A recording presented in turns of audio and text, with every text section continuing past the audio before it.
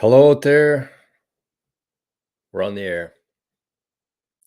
Welcome back, everybody. Welcome back to the 88 Sats radio channel and welcome to the daily Bitcoin journey. Actionable and logical discussion for Bitcoiners and future Bitcoiners. We're going to have a lot of future Bitcoiners in the next year. That's what we're going to be talking about today. Part of it, anyways. We got a couple derangement syndromes to discuss. Good morning, Adam. Adam 1 and Adam 35. A couple Adams in the chat today. If your name's not Adam, see yourself out. Okay, let's get to the metrics. No, we got a couple things to discuss first. No, we don't. We're going to get to the metrics. Sorry. It's going to be a good show today. We have some things to discuss, some actionable things, and then some logical things to just talk through, which a lot of people seem to be a little bit afraid to do nowadays, but we're not on this show. Not on the daily Bitcoin journey. Morning, Rick. We got a couple non-Adams in the chat today as well. That's good.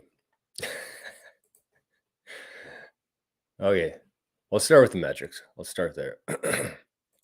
Got her loaded up already even.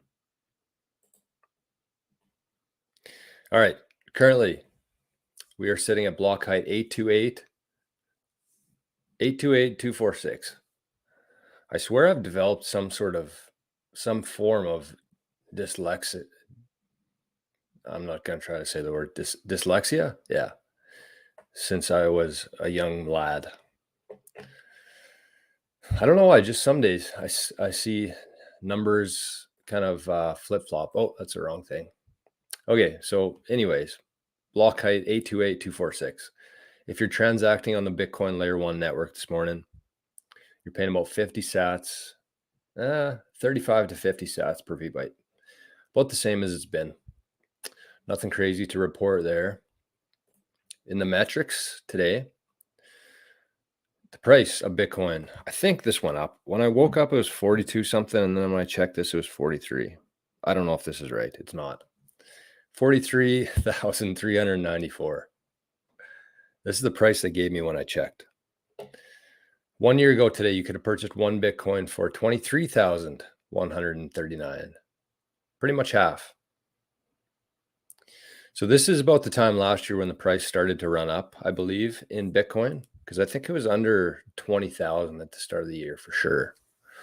Anyways, 4 years ago today, you could have purchased one Bitcoin for $9,300 US. Moscow time today, $1 US will get you 2,347 Satoshis. The price today in Canada,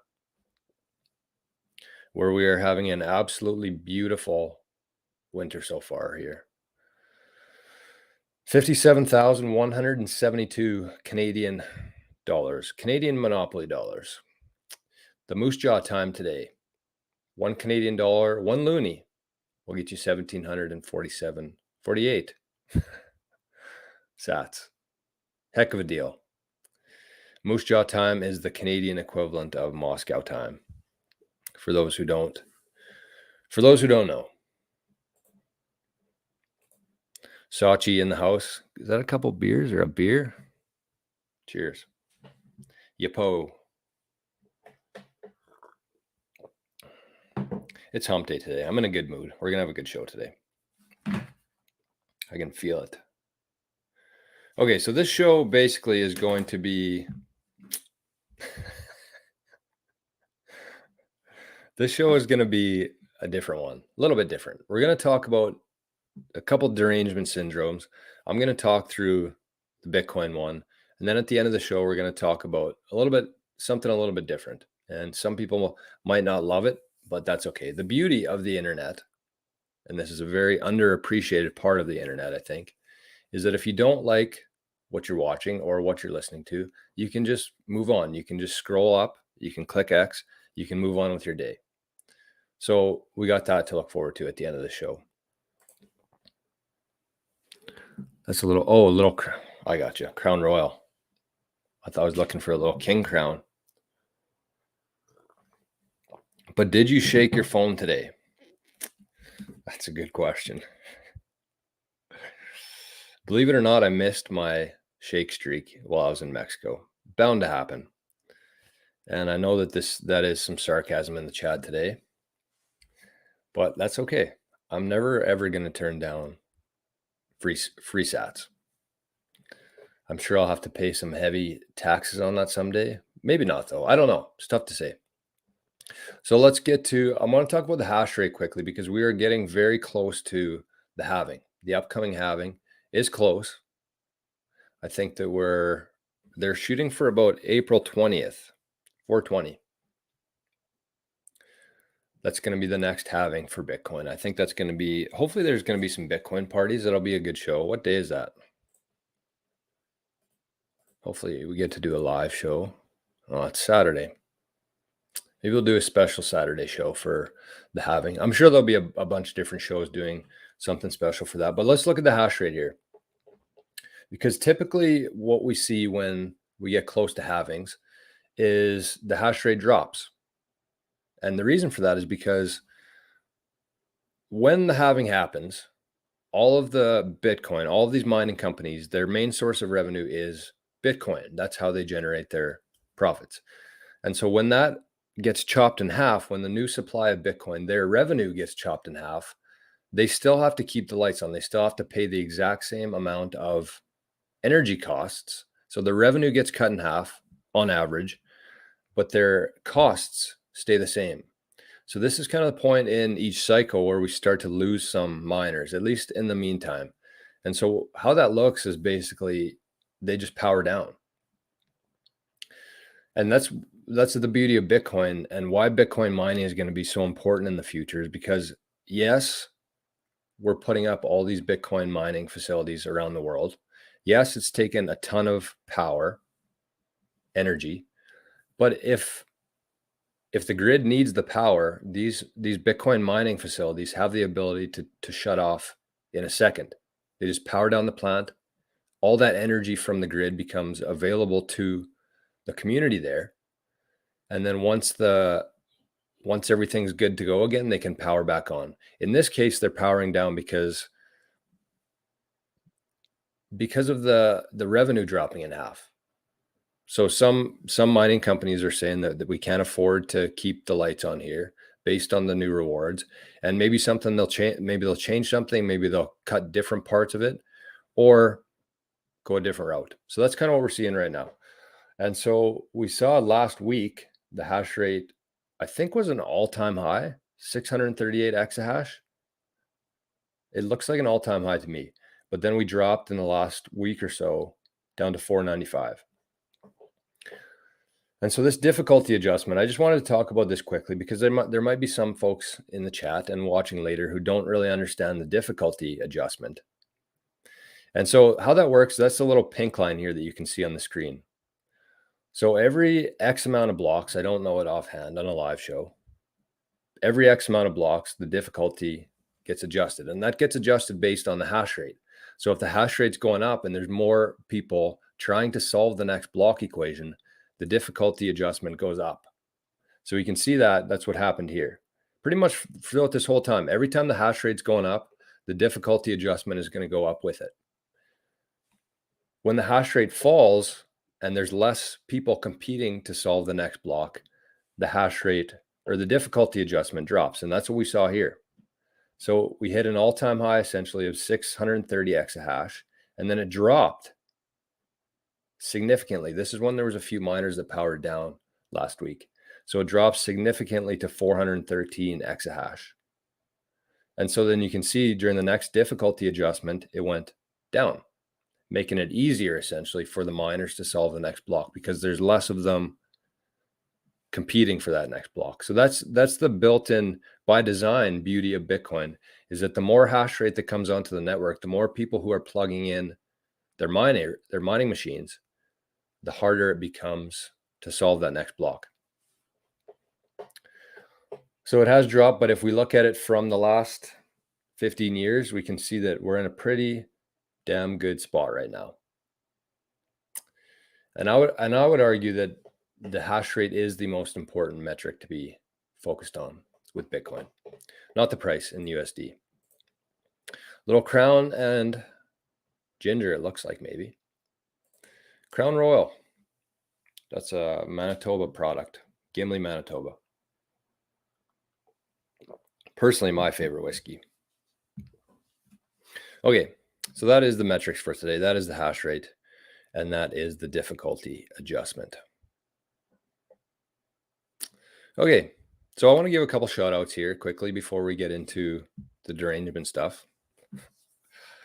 So quick shout out to one fella in the chat, Adam. I won't bring up his name, but he's in the chat. One of the Adams we sent a nice King Golf hoodie to him last week, and he paid in Bitcoin. So I want to give him a shout out for that. Our company, King Golf, we do accept Bitcoin for all of our products. It has been slowly growing more and more through the YouTube channel, through our 88 sats, and just through the network itself. More and more people are starting to pay for products in Bitcoin. So I want to give a shout out to that because things are happening. When people say I can't buy anything with Bitcoin, you can. You just got to find the right companies who are willing to accept it. So that's the first one. And there are Bitcoin companies and that's the next part ties into this. I wanted to give a shout out to a couple Bitcoin funds and companies. So 1031 for one. Odell, I'm sure most people watching this show have heard of Odell. He's a big supporter of the Bitcoin community, open source community in Bitcoin. And 1031 and OpenSats, they're doing some really special things in Bitcoin. It is important to look after the Bitcoin developers because that is what essentially holds up this whole network. So they're doing some really good things at 1031, investing in Bitcoin companies, at OpenSats, giving to open source contributors without any strings attached to it. So if you do have some sats that you feel like contributing, giving back to the Bitcoin network, you can check out OpenSats. It's a pretty good initiative, and very grateful for people like Odell who are doing this kind of stuff. And the next one there is the ego death. I've been watching a ton of Jeff Booth interviews, and he's talking about ego death, which is his Bitcoin venture cap fund. And part of that, the main mission there, outside of funding Bitcoin companies, the main thing that he talks about is not only giving them money, but also just being in that system. And I talk about this quite a bit on the show, but I think it is a very important aspect of this. But I want to focus on every day moving your time, your energy, your capital from the old system and into this new system, Bitcoin, that's built on truth and honesty. And the more you can do that every day slowly, the more powerful the new system is going to become, and the more we're going to start starving the old system. So ego death is a big part of that. They're giving to Bitcoin companies, they're working in Bitcoin, they're holding their reserves in Bitcoin, and the more and more people, the bigger they get, the more they can give out to Bitcoin funds. And the last one is actually a group that I'm a part of. And I haven't talked about this on the show at all for a few reasons. I mean, I like to be somewhat private in things, but I do think that this is something that the average person could actually benefit from. And so I wanted to talk about it briefly today. And that is something similar to 1031 and Ego Death Capital. And this is it's a venture capital group called the Founders Group. And I came across this a couple years ago, kind of by accident almost, but it led me to the Founders Group. But it is a venture capital fund that's investing in Bitcoin companies and in cryptocurrency companies. Not just that, but kind of more freedom companies. So companies, I think there's a homeschooling company. There's a bed for autistic kids to help them sleep better. There's just things like that's kind of helping make the world a better place. And that's how I see it. So I just wanted to mention that because it is, for somebody like me who doesn't have a huge amount of capital to invest, it is something that I was able to get in on. And you can find these companies, Bitcoin companies and freedom companies, and invest in them at the very early stages. And that's something that we've never really had access to in the older system, is that we only get the stocks and the investment opportunities once the big capital has already seen it through the seed round funding. So once a stock goes public, that's when we can buy it. But before that, there's a ton of buying that happens that is only available to people who are in the elite class of people. So they have access to the cheapest shares, the first seed rounding, and then they sell it to the public, us, for a higher price, and they cash out. And then so I just think that having an opportunity like this for me was a big thing. And they've done some really good things so far. It's been about 2 years. And so if you are interested in that, maybe I'll put a link below for you just to check it out. You can see the projects that the group has funded so far and kind of just get a good feel for the mission going forward. So I just want to show those 3 venture cap funds out, because Bitcoin needs capital, needs investments, and needs support to win. Okay. Adam says paid in Bitcoin and then instantly replenished the spent Bitcoin. That is the way to do it. And I'm going to be talking about that in a future show. I'm going to talk about different Bitcoin funds, because we talk about everything falling in comparison to Bitcoin. And I think that if you do it properly, you can actually set yourself up for different funds and projects that you know that you're going to have to spend in the future. You can kind of set yourself up for that by buying some Bitcoin at the right time, keeping the majority of it, but keeping smaller funds kicking around for when the Bitcoin price runs up during the bull runs. If you can time that properly, I think that there's a huge opportunity, not to trade, but to actually wait for the right time to spend some of your sats. And if that time is not right, like Adam mentioned here, then you can just buy some Bitcoin back. Pretty easy to do. Okay. So let's get to the Bitcoin derangement syndrome. So kind of how this came to be is that we all know there's a guy in the US. His name's Donald Trump. I'm sure when I said that name, some people watching the show got some sort of weird feeling or triggered by it. And that's the case, because you see the interviews. I'm sure everybody's seen on TikTok, on YouTube Shorts. You see these interviewers, they're out on the streets and they say, who are you voting for, Trump or Biden? And they say, obviously Biden. And then they say, why? What's wrong with Trump? And then they have absolutely no ability to answer the question. They have nothing that they can pin it to. They just accuse you of being a racist or fascist or whatever buzzword that they've been told to use in that case. And they can't actually give a reason for it, why they don't like Trump, why he's a bad guy.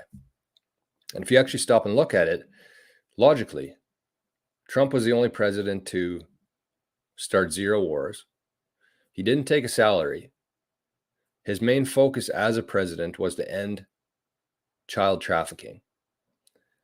And he made dozens, I think more than 10 peace deals with countries, with significant leaders around the world, including the rocket man from North Korea. So you look at these things and you see, I mean, you can say what you want about the economy. It was good, but I think it was very inflated by the amount of money printing happening.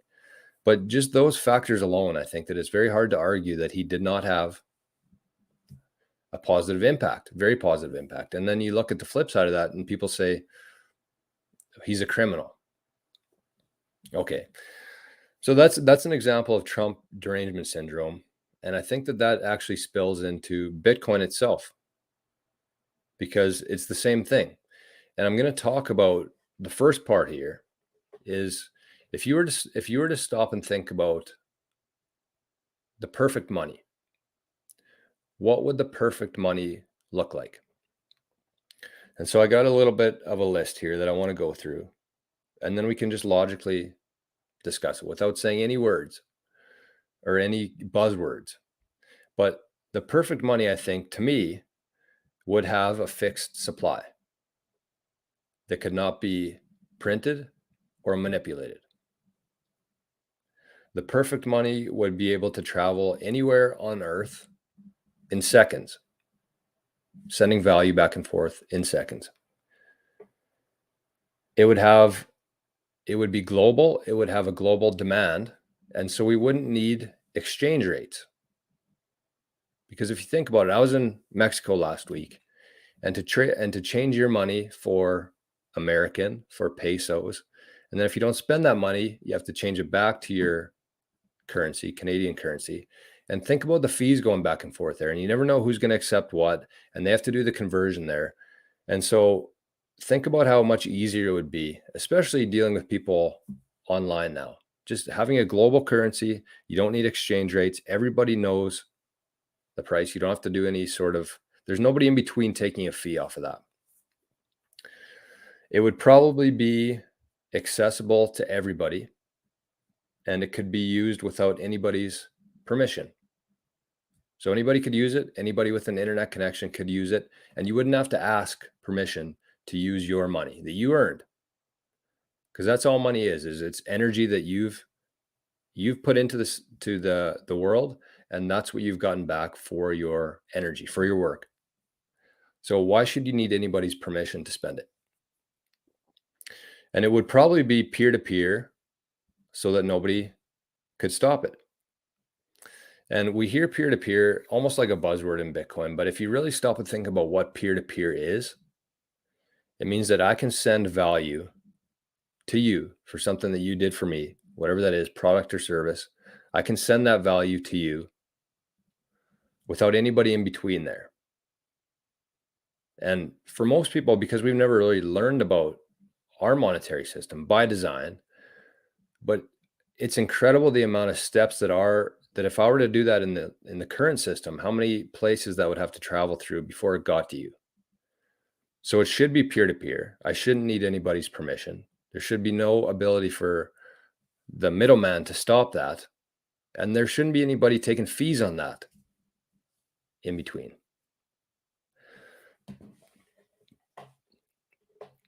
Okay, so let's take a little break there. That is the perfect money to me, but we're going to take a break here, catch up on the chat a little bit. So Adam says he was going to originally use PayPal, want to support and grow the Bitcoin community. That's what we're here for. That's exactly what we're doing here. It is a bit more of a pain in the ass. Probably PayPal is easier right now, and people don't love spending their Bitcoin because we're told to hodl forever. But this is a perfect example of that, where Adam paid for a hoodie, for one of our hoodies in Bitcoin, and then just replenished it. Instead of actually spending the Bitcoin, he just used Bitcoin as his way to do that. Donald, who good morning, Johnny. Good morning, Jason. Good to see you, fellas. And rock roll. The Bitcoin ETFs are acquiring Bitcoin at 13 times higher rate than the 900 daily issuance. Soon to be cut in half to 450. So what would that be then? 26 times higher? If 250 million new daily inflows are the floor and the new normal, things could get spicy soon. I think so too. I think we've kind of seen the ETF. We've seen that it was kind of priced in for the most part, but we've seen how much Bitcoin is being eaten up by these ETF issuers, the applicants. And I do think that sometime in the very near future, things are going to go crazy. Maybe not this week, maybe not next week, but sometime soon.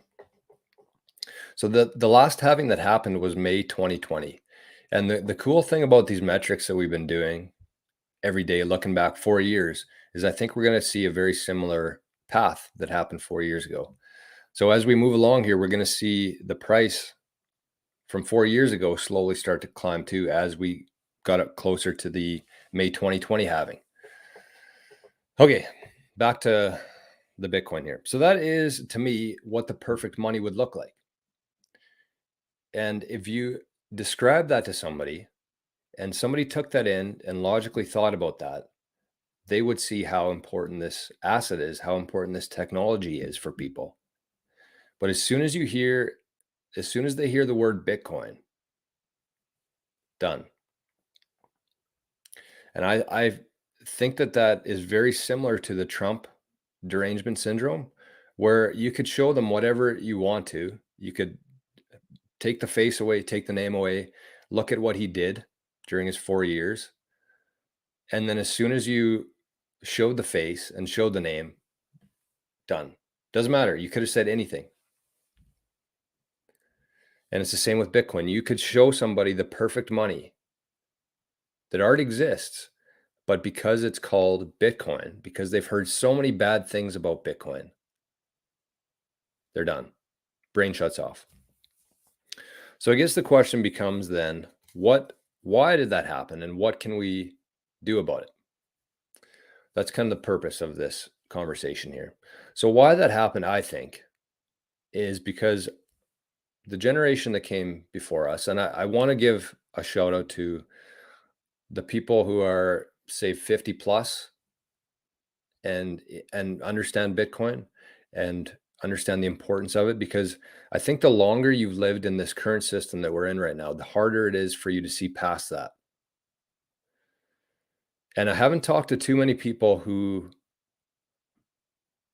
have understood Bitcoin, have taken the time to learn about Bitcoin, wrapped their head around it, bought some, transacted with it.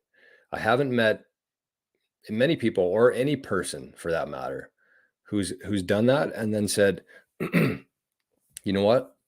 Bitcoin isn't for me. I've seen what I need to see. I've used it. It's a Ponzi scheme. It just doesn't happen. So the people with Bitcoin derangement syndrome just haven't taken the time to learn about Bitcoin, and that's fine. I was there once. I was there not long ago. I'm sure everybody in the chat and watching later has been there before. So you know what it's like. And you know that there is a certain inflection point where you think, okay, maybe I need to dig a little bit deeper here. Maybe there is something here. But it happens differently to everybody. Every person has a different trigger point, I guess you'd say, a good trigger point where they start looking into Bitcoin. And, you know, kind of tying back to the ego death capital there with Jeff Booth, he talks about his fund, and he talks about the companies that they're investing in, and how he thinks that investing in Bitcoin companies through a venture capital fund is essentially getting venture cap returns times 2, because you're getting it on the companies themselves, and you're getting it on top of that Bitcoin, because they're holding Bitcoin on reserve. So not only are they earning money in this new system, but they're earning the better money. And so his whole theory there makes a lot of sense to me in terms of investing in Bitcoin companies. But he keeps saying over and over in these interviews that I can't understand why people don't see this. I've heard him say it 10 times probably in the last couple of interviews. He just can't, he's so far into this new system now that he can't understand why people don't see this. But it's because people have Bitcoin derangement syndrome. And the reason for that is because of the media. We've had 15 years of basically negative press about Bitcoin, one thing after another. Criminals, bad for the environment, then you see Jamie Dimon on TV talking about how Bitcoin's used for human trafficking, when Jamie Dimon was the banker of infamous Jeffrey Epstein. So it's just like, they say one thing, but the shitty thing about that is that that's where the majority of people get their information from. And especially the older generation, the 60, the 70-year-olds, the 80-year-olds, that's who they're still trusting, even though they might slowly be going away from that and pretending like, oh, the media's a bunch of liars, I don't trust them. That's still where subconsciously they still get their information from. So there's the media. The governments obviously hate Bitcoin for good reason. Bitcoin was designed to take out the centralized systems. And the FTXs of the world when people think of Bitcoin, I still think that they tie it back to FTX. I think that because there was such a huge media coverage on that FTX, people still think that if you invest in Bitcoin, you're going to be subject to potentially losing your money like FTX. But when really they don't understand the fact that Bitcoin had absolutely nothing to do with FTX, and FTX actually had 0 Bitcoin on their balance sheet, which is why they failed. And if you held your Bitcoin in self-custody off of the exchanges, you had the exact same amount of Bitcoin at the end of it. And the last one is that the incentives don't align. That's why people are not seeing this, because the incentives don't align for the people who are giving out this information. So that's the media, the government, and most importantly, financial advisors. So people trust what they see on TV. People trust their advisors. And it's the same thing with, I keep tying this back to Trump, but I think it is the perfect example for this, because people hear the media talking about it. They hear Hollywood. This was before Hollywood just went completely ghost mode in the last 4 years. But they hear about Hollywood saying how bad Trump is. And that's a lot of people's heroes in life, are these celebrities. So when they're saying that, stay away from Trump, he's a terrible guy, they trust them. And it's the same with Bitcoin, because the people, financial advisors, have had absolutely no reason to pay attention to Bitcoin other than for their clients. But selfishly for themselves, they've had no reason to explore Bitcoin up until now. And so every time the average person who doesn't understand Bitcoin, doesn't understand what's happening here, every time they went to their financial advisor and said, should we maybe buy some Bitcoin here? Should we look into it? Nope, too volatile, too risky, Ponzi scheme. You're going to lose your money. Only invest what you're willing to lose. That's kind of like the classic getting into Bitcoin thing. And so the incentives do not align for these people with all the power, the elites right now. But I do think that that's changing. And so what can we do about it, I guess, as people who are already into Bitcoin? Take another short break here. Coffee break. TDS is absolutely real. I've never seen anything like it before. And it's sad. 50 years young for Rick. Well, then my shout out was to you, Rick. I do think that there are people out there who have a very hard time because they've spent a longer time than the 20-year-olds, the 30-year-olds in this old system. They've seen it for much longer. And so I think that it is much harder to get past that point of understanding Bitcoin and being open to it.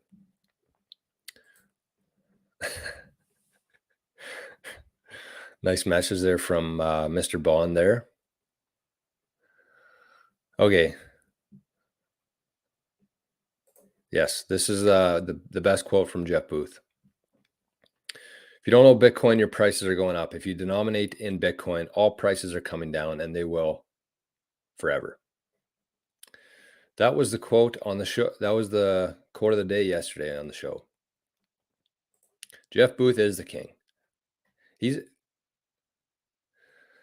He's hard to, I don't know. I just love, if you have some time to commit, I would say that if you're somebody who's just getting into Bitcoin and you're trying to learn more about it, you're kind of past the point of why it's important, and you want to start digging in further to the holistic view of it and what our future is going to look like in the next 10 or 20 years from now, I would suggest just diving into Jeff Booth's interview. There's a ton of them on YouTube.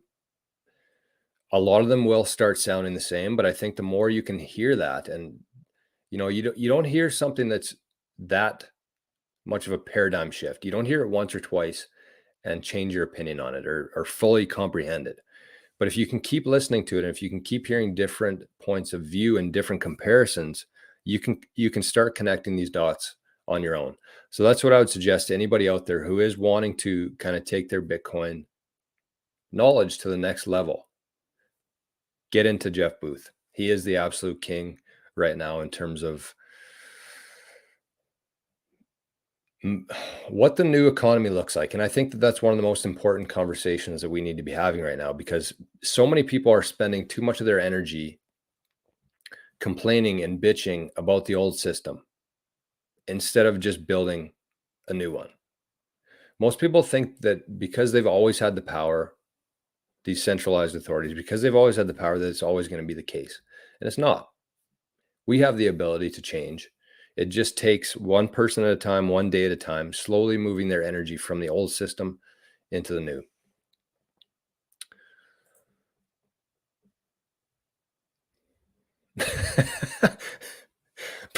This is such a good example of Bitcoin derangement syndrome.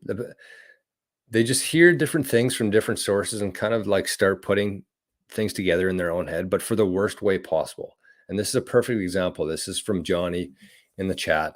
He said, someone at work thought that Sam Bankman-Fried was the CEO of Bitcoin.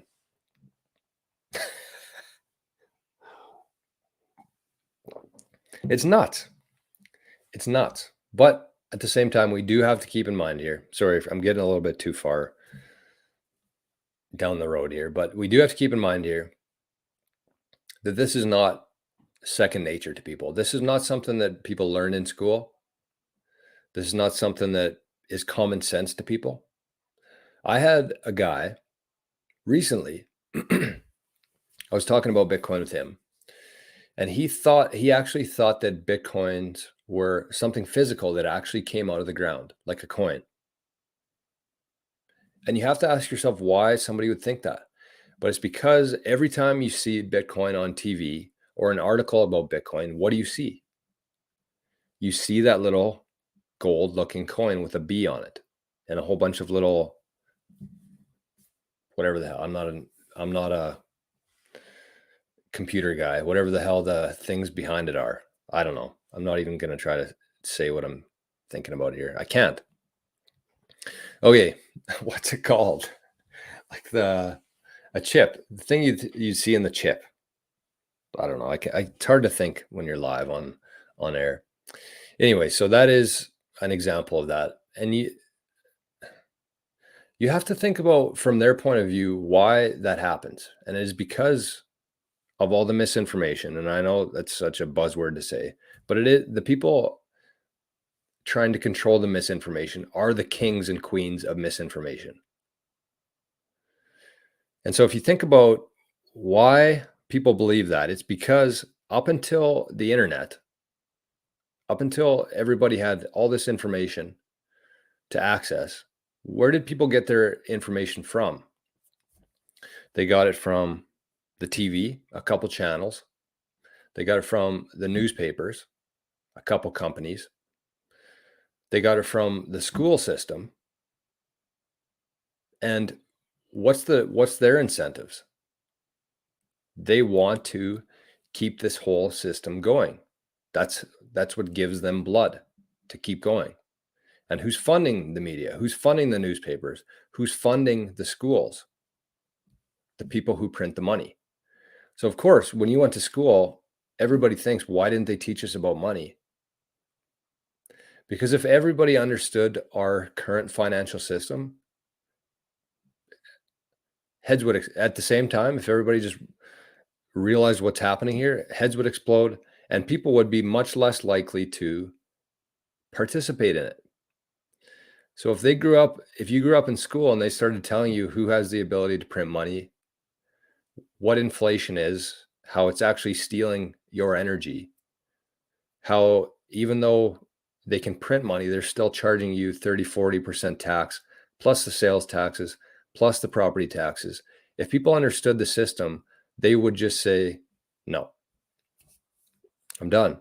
And that's what we're seeing right now in the world. We're seeing a huge withdrawal from the system, people leaving their jobs, because it's to the point now where people are starting to feel it. And so I think what we can do here is that one thing I've learned is that you can never really, I'm sorry, I'm kind of disregarding the chat here, but one thing that we can do, and one thing I've learned, is that you can't really force this on anybody. You can't force Bitcoin on anybody because of this Bitcoin derangement syndrome. As soon as they hear it, they shut off. So what can you do is just, I guess, be there for people, and not to tell them about Bitcoin, but to try to help them understand what's happening here. Because people are starting to feel it. They're seeing their grocery bills go up. They're seeing their mortgages go up, the interest rates. They're seeing everything is just costing so much more in every industry. And so they're already feeling it. And so what you can do is not go along with it, not complain about it, not blame it on different things, but explain to them that this all happened because of 1971. As soon as they took the US off the gold standard, everything went to shit. So explain that to them. And I think that, if you asked 1,000 Canadians, 1,000 Americans, the general public, ask them what backs our currency.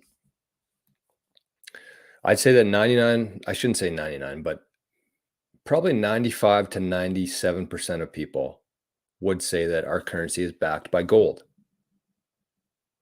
Because they took it, although they took it off the gold standard in 1971, they used the media, they used the government funded entities. They used the schools to try to sell people on this illusion that paper money can work. And so we've kind of been trapped in this whole system of fiat currency, not backed by anything, for over 50 years now. And just like every other time in history, fiat currencies die, and that's what we're living through right now. So instead of blaming the government, instead of blaming greedy corporations, the big gas stations, instead of blaming them, and instead of going along with that narrative, tell them the reason why everything is so expensive right now, the reason why everything's going to shit, is because our currency is literally backed by nothing. And I think that that's where people have to start. I think before they can even start to realize why they need Bitcoin, I think that's where we have to start, is explain that our monetary system is completely broken right now, and we're in a debt spiral. It's never going to be fixed. The only certainty we have right now is that they will continue to print and they will continue to devalue our currencies here. Okay. Yeah, preach. Sorry. I'm missing the comments here because I'm too into this chat. But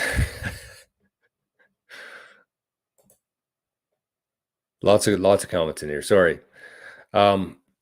If you do have any questions, if you have any comments, we have a couple things to discuss tomorrow on the show. Tomorrow is Thursday, our favorite day, my favorite day, which is Bitcoin Q&A. We're on episode 7 now, where we take questions from the live chat. We take questions from email. So if there is something that you said today or a question you asked and I missed it, I'm sorry. Just send it to, either leave a comment on the video after or send an email to 88sats@proton.me. And if you have any questions that you think of after this show, send them there, and we're going to get through them all tomorrow. So that is Bitcoin derangement syndrome. I think it's important to understand what's happening so we can better adapt to it ourselves. Instead of trying to sell people on Bitcoin, we have to explain what's happening here and what has happened for the last 50 years. Because until people figure that out, until they can see the problem here, they won't understand what the solution is. Bitcoin is the solution. Bitcoin is the exact opposite of everything within that system. Fixed supply cannot be printed, cannot be manipulated. Travel anywhere in the world in seconds, which is important if we're going to be doing business around the world, which we have the ability to do now. It would be global as well, so you can sell it to anybody on earth at any time. Very liquid asset. You don't have to sit on it. You don't have to hire a lawyer. You don't have to have it in trust. Very liquid. If you want to sell it, there's somebody there to buy it from you, which is incredible, because that means it's not only a long-term asset, but it's also money that can be used to buy hoodies, but can also be used to buy a house. It would be accessible to everybody and could be used without permission. Old system, you need the approval of the PayPals, the banks, the government. The Canadian government froze people's bank accounts for protesting against them. It would be peer-to-peer so that nobody could stop it. We don't need the middlemen anymore. That's the reality of things here. So that is the difference here. We have this old system. We have this new system. They are completely different. Now we just have to help each other understand the differences and not sell Bitcoin, but sell how shitty the old system is and why everything has led to where we are today. Okay, we're at 45 minutes here. I wanted, yeah, I'm still going to talk about it because I think it does tie to this. And I was going to do a full show about this, but I don't think that it requires a full show. So this is my theory. And it's not just my theory. This is a combination of things I've seen through the years. And this is about Trump. I'm sure we'll lose some fans. Maybe we'll see a bunch of people unsubscribe today, but that's okay. Not what we're here for. This is a logical conversation about Trump. And I want to talk about this because it is an election year. There are different things happening in the world right now. And I think that a lot of Bitcoiners, a lot of freedom-loving people like what Trump's done, but don't want to support him because he hasn't come out and said that he supports Bitcoin. So let's take a look at, I wrote this on Nostr. It's a long thing here, but I'm just going to basically read it because I'll stop it a few times, but I think there's enough here that we can just get through it. So what's the basis of that? So why do people think that Trump doesn't like Bitcoin? So he has called Bitcoin, he said that it seems like a scam and that he wasn't a fan of Bitcoin. But outside of that, he hasn't talked too much about it up until recently. But last week, I guess it was now, he came out and said that he was totally against central bank digital currencies, which he hasn't said before. I think he's mentioned it a couple times, but he's come out and said a couple times now that he is totally against central bank digital currencies. So that's a big step. And so then you have to ask yourself, if he's not going to use CBDCs, what's the play there? He's talked about ending the central banks. He's talked about not using the central bank digital currencies. So what's his play? Is he going to start using gold? Or are we going to go back to a gold standard? No, we can't use gold. You can't go to a coffee shop and shave off some gold. You can't travel with gold. You can't send gold to Colorado for a hoodie. It's just not feasible. We're living in this high-tech world now, and we need a monetary asset for it.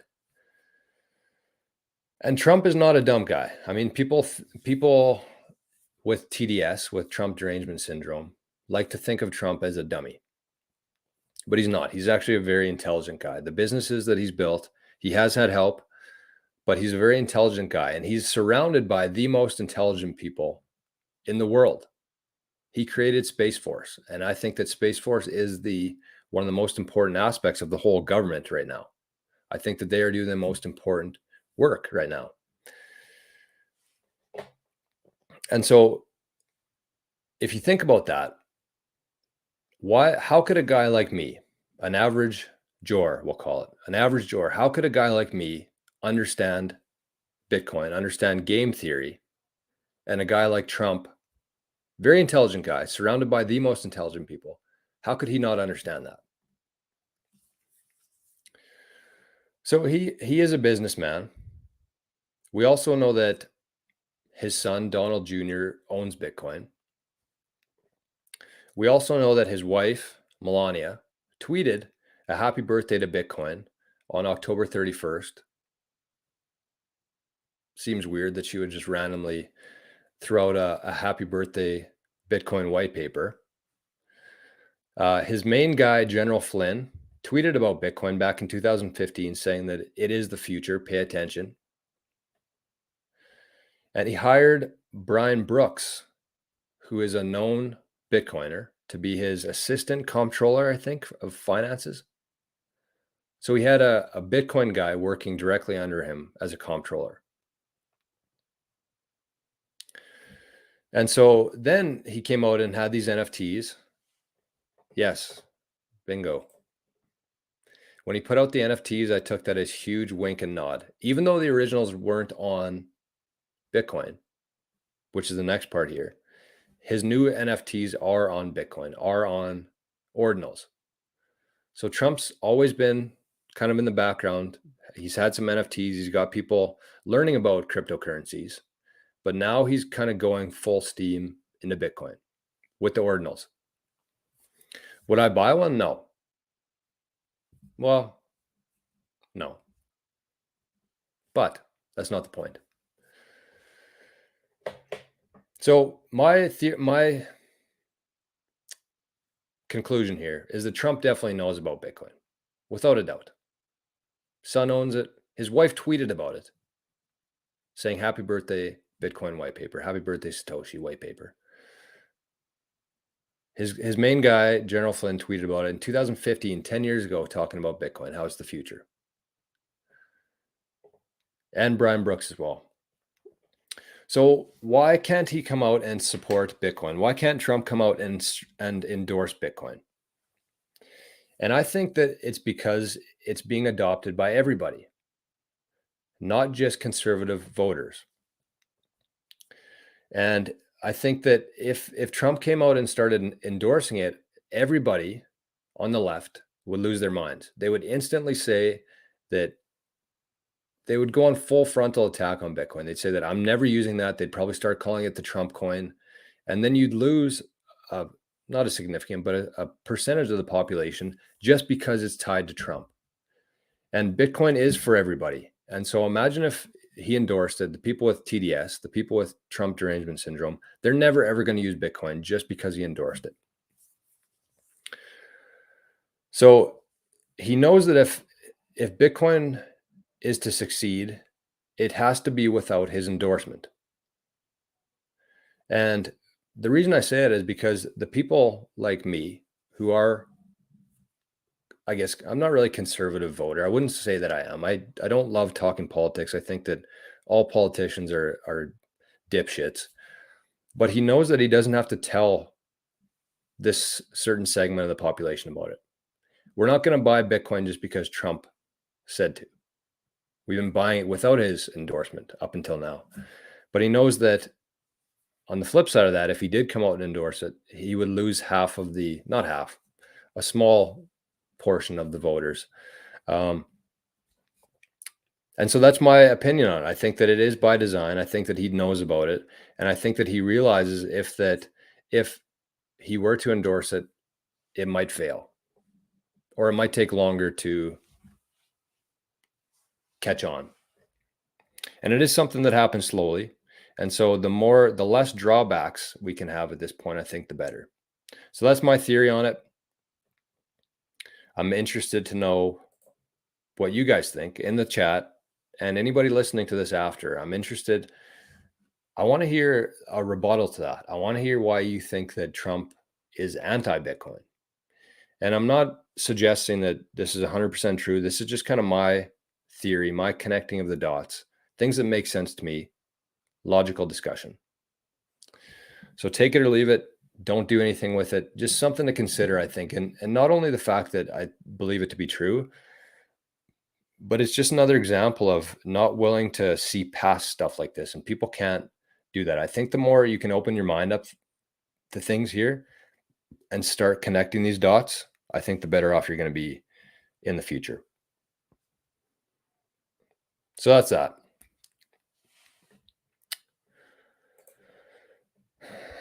Also, Vivek, yeah, I was kind of on him and then I was off him, and now I'm kind of back on him again. Very well spoken. Basically, whatever Trump likes is considered trash by those that hate him. Yep, that's the general theory here. Bitcoin is for everybody. It's not just for conservatives. Bitcoin is for enemies. I love that phrase because it is. You can't tell BlackRock that they can't hold Bitcoin. You can't tell liberals that they can't own Bitcoin. Justin Trudeau could even own Bitcoin. Nothing I can do about it. I'm not going to bitch about it. It's not the point. Bitcoin is for everybody. It's for enemies.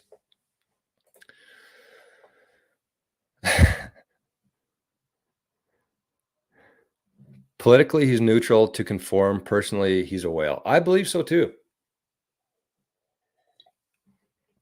I believe that. I believe that there's no chance on earth that Trump isn't aware of Bitcoin and he doesn't hold a significant portion of Bitcoin.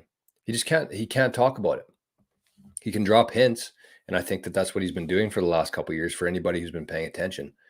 And, kind of just around this conversation out, I do think that there is, barring something crazy that happens this year, I do think that there is a very, very, very high likelihood that Trump's going to be back in the White House at the end of this year, barring something crazy again. And so I think that that's going to have a very positive impact on Bitcoin itself, because the Joe Bidens, the Janet Yellens, they've kind of gone out of their way to stop this from going. They know that they can't stop it, but they can slow it down. And I do think once we have a guy like Trump and his team, he's also been endorsing numerous senators and people within Congress who are Bitcoin friendly. So I just think too much is lining up here. This is a good point.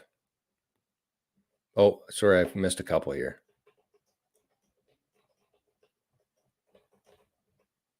Anyways, Trump is the poster boy for fiat. He's benefited greatly from that system.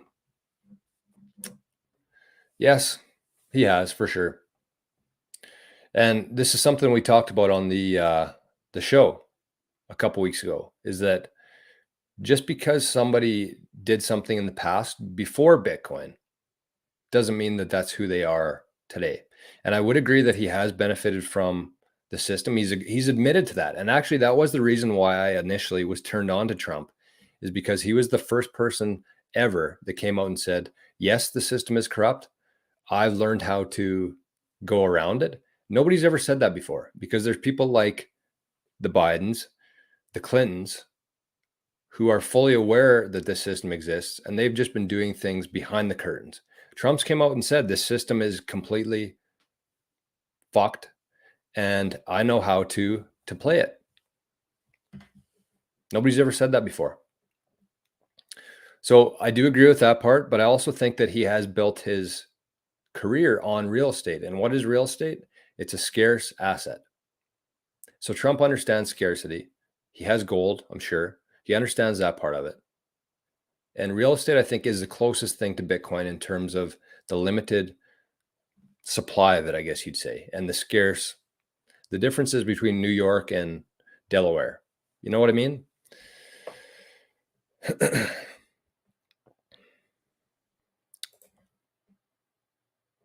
Yeah, I do have, I think I'll maybe put it below, and I'm sorry for shilling this. I've made it a personal goal of mine for 2020 to not talk about Shakepay, because I'm back and forth on it. I still use it every day. I don't use it to buy Bitcoin, but I do use it to pay for things, because why would I earn airline miles when I could earn sats back? So I use the Shakepay Visa, and I use the Shake thing to get some free sats every day. So I will put my link below, because you do need to have a referral link to unlock the Shake feature. Say what you want. Like I said, I will never turn down free sats. I think that anybody who's turning down free sats at this point in Bitcoin's cycle is nuts. Yes, Bull Bitcoin is much better, but they don't have a card. So, I mean, you can go back and forth with them. I don't use Shakepay for any purchases anymore, but I use it for the Visa and for some features on there. So anyways, we're at an hour. It's 9 o'clock. If you do have any questions, if you have any comments, make sure to leave a comment on the video itself outside the live chat. And this was a good show today. I knew that this would rile up some different opinions, which is good. I think one thing we're missing in the world right now is debate and logic. So the more conversations we can have like this, I think the better we're going to be.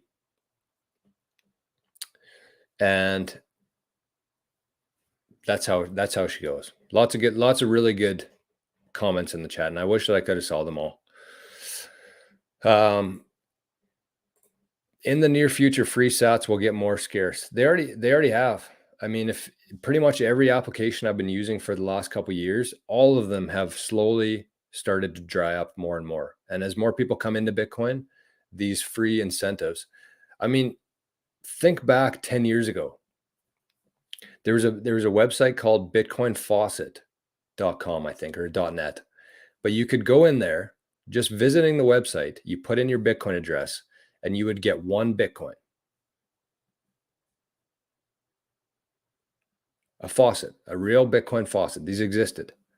So you could just log into this website, not even log in. You just have to enter your your address, and they would just send you Bitcoin. So that's kind of where we're going to evolve from that. And I do think that in 10 years from now, we're going to look back at how crazy this time was, where you could shake your phone, you could play solitaire and earn free sats. It's going to be the same thing. Everything just takes time. So take advantage of it while you can. And we definitely do need some sort of a signal group. I'm trying to figure out the best way to do this still, because I don't want it to be,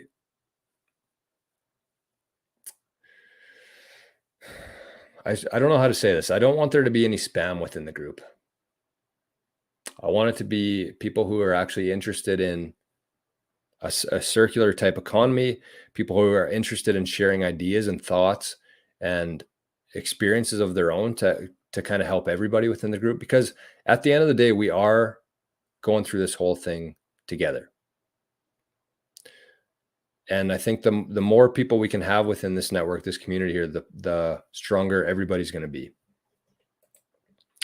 Everybody's dropping their rewards. Even Fountain used to be minimum of 60 sats per day listening to podcasts. Now you have to, it changes. Some days it's only for 20 minutes. And so all these incentives are going to be drying up. Yeah, I mean, Signal would be probably the route to take in terms of privacy and getting people there. It's just, how do we organize that?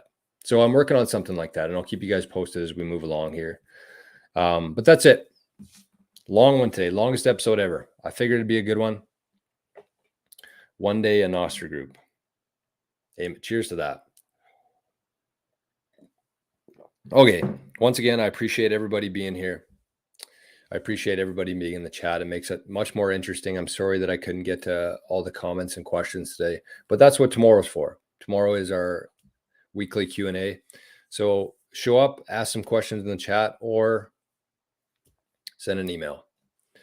Have an awesome day, everybody. I want you to, Hump Day today. We got our golf podcast. So if you're a golfer, you like golf, we do a show every Wednesday night at 8:30 p.m. Central Time. So show up there if you want to. It's pretty fun. It's me and my little brother and our good buddy. So with that, appreciate everybody sticking around for it. I appreciate the fact that not many people in this chat have Trump derangement syndrome. And the more we can talk about it, I think the more we can learn from each other. So have yourselves the best day, the best Wednesday of your entire life. And we'll see you first thing tomorrow morning right back here. Bye-bye.